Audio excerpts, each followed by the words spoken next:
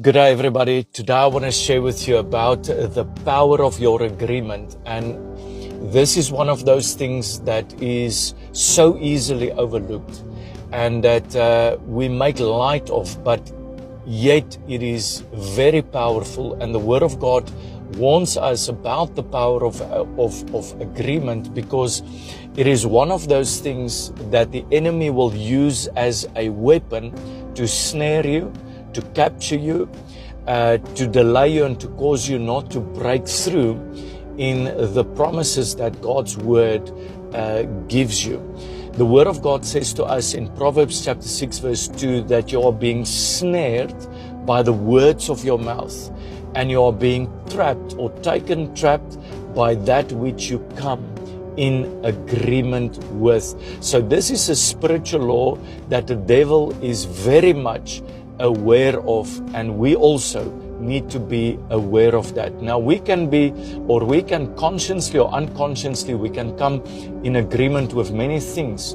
We can come in agreement with a lack of finances. We can come in agreement with a bad report, a negative diagnosis or prognosis about your health, about your future, about this, about your family, your children.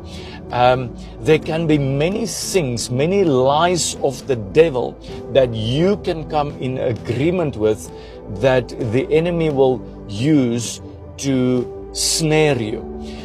Even in the New Testament, when we look at the ministry of Jesus, constantly the Pharisees, the scribes, the chief priests, and these people tried to catch Jesus in his words. The Bible says that they sent two righteous spies to see where they can catch him in his words, so that they can hand him over to the authorities, so that they could accuse Jesus.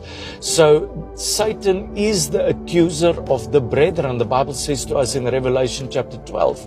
So he will seek where he can snare you, where he can capture you, so that he can delay you and that he can keep you in bondage. And this is where we need to allow the light of God's Word to fall on the lies of the enemy. I want to share with you quickly out of Isaiah chapter 28 verse 18. And the Word of God says, your covenant with death will be annulled, and your agreement with Sheol will not stand. Now, the heading of this passage is a cornerstone in Zion.